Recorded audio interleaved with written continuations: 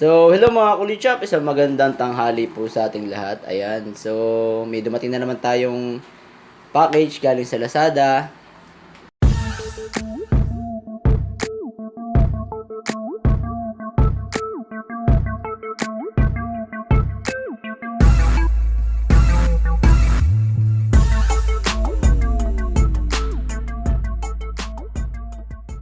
Alright guys, so dahil nga po nakabili na kami dati, kung matatandaan nyo, bumili kami ng bed frame para sa aming mag-asawa at si Saint po dito natutulog sa kanyang kwarto.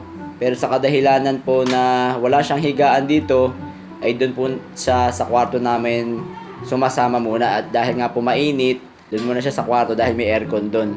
Pero dahil ngayon na umuulan-ulan na, at napag-decide namin mag-asawa na sanayin na nga po siya na matutulog dito sa sarili niyang kwarto mag-isa, is binilhan na namin siya ng bed frame. Okay. So, sabi rin naman kasi ni Sing, gusto niya na may sarili siyang bed frame, ano.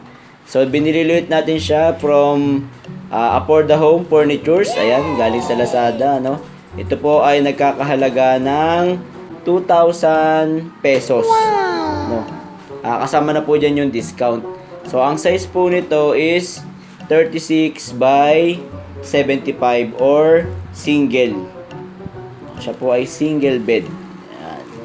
Ang kanya pong design is yung Rick. Yes! Ayan, Rick single bed 36 by 75.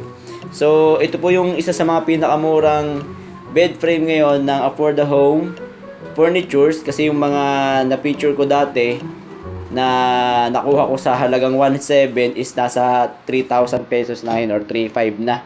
So, hindi ko na siya makuha na, hindi na siya nagsisale. At ibang bed frame naman yung kanilang isinesale. So, ito na sintahan namin na magandang bed frame.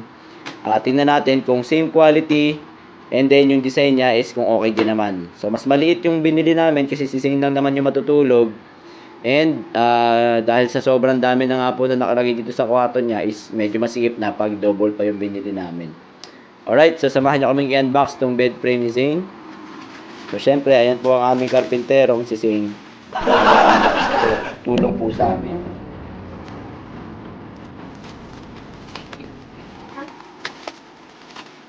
Ito guys, nakuha namin ito ng after 3 days, ano. So yung dati is mga 1 week yung higit namin nakuha. Ito 3 days lang dumating na.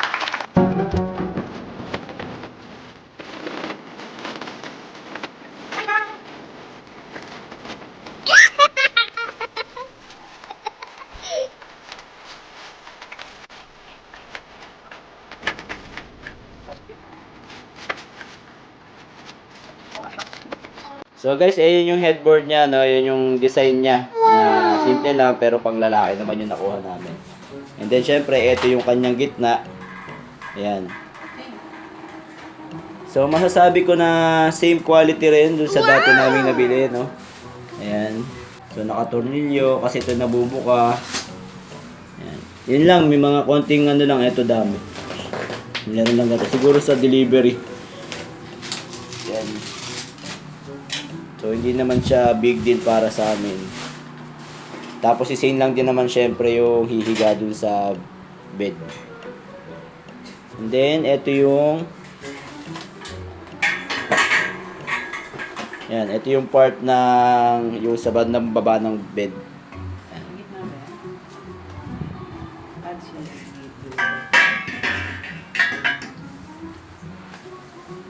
And then, ito yung middle part ng bed niya. So, syempre, ito kasama yung dalawang pantukod niya sa ilalim niya, no? Dun sa aming bed frame na binili, ito ay parang 4 pieces, ano? Pero ito, single bed lang, 2 piraso lang yung pantukod niya. So, mamaya kabit natin. And then, ito yung mga rubbers na, yun. Ang kaibahan lang, yung dati rubber, ito, plastic. Plastic yung mga panlagay dito sa mga corners niya, no? Medyo plastic to. Anyway, mura din naman kasi kaya hindi na siya yung big deal din sa amin. Yan. So, ilalagay ko muna itong mga to dun sa headboard.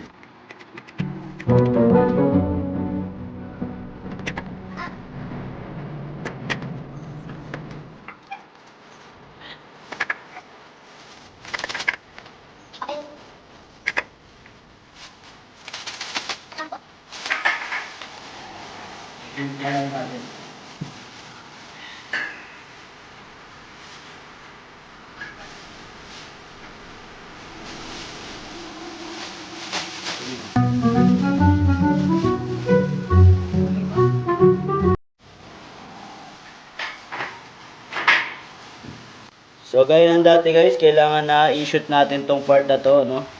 Ayan, dyan sa lusutan niya. And then, ito katulad din dito sa huli.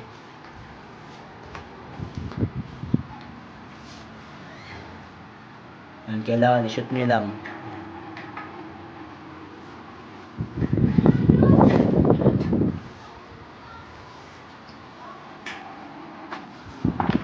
Then, itong plastic, yun sa gitna.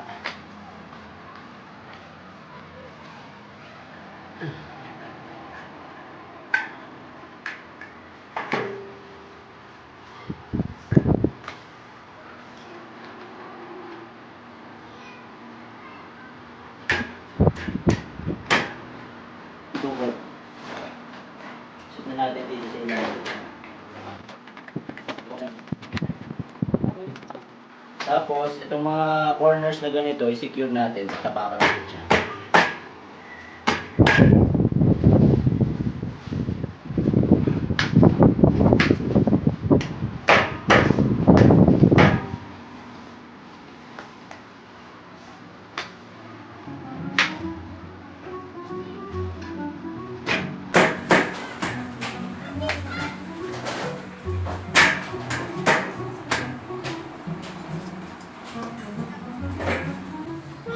So, ayan guys, ganyan na itsura niya guys, oh. Ayan. Okay din naman siya, pero tingin ko parang mas mababa siya compared dun sa nakuha namin na bed. Anyway, pang bata din naman talaga kasi siya. Kaya sakto lang kay Sing, ano. And then, ang medyo ano lang dito, ito, yung gitna. Yung dati kasi, mas sturdy siya. Pagka inilagay natin ganito, binukan na natin siya ganito, hindi na siya gumagalaw, hindi na siya parang muuga-uga. Tulad nito. Ayan. Ito medyo gumagalaw-galaw eh. Ayan. Tumatabingi. Ayan. Ayan o. Gumagalaw siya. Yung sa dati is hindi. No? Kung naibukan na natin siya ng ganito, flat na siya. Na naka-tuwid. So ang gagawin ko na lang dito, hihigpitan ko tong tornilyo para secure. Hindi siya uuga ng basta-basta. Anyway, pag nakalak na naman yung bandang dulo niya, yung 4 na sulok, hindi naman siya basta-basta magagalaw. Tapos kung may foam pa, yun lang, para secured lang talaga. Ayusin natin ng firm yung ating kama or bed.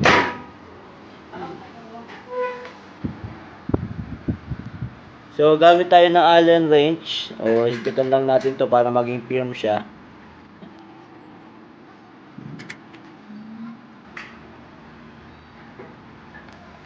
Pati doon sa kabila. Ito na po.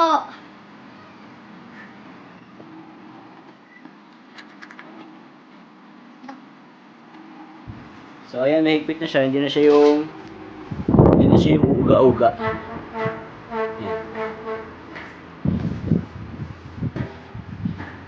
So, pupunasan na lang natin to guys para in preparation dun sa bed ni Zane.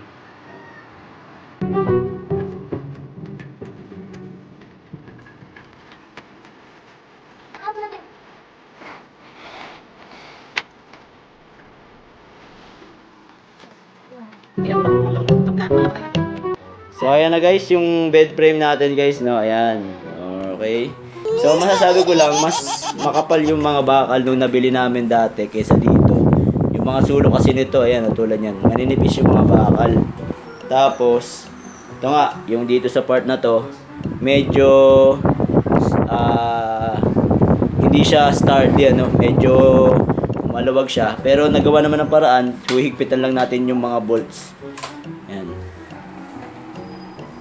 So sa halagang 2,000 na pesos, ano, so hindi na siguro masama.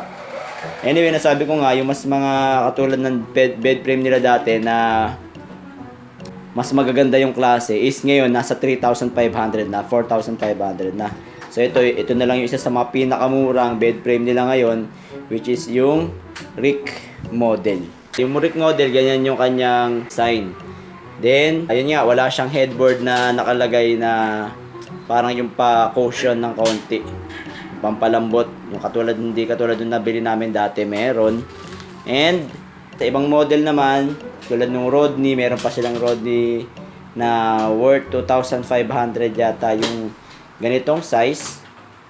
Nagdedepende kasi yung presyo sa size, no.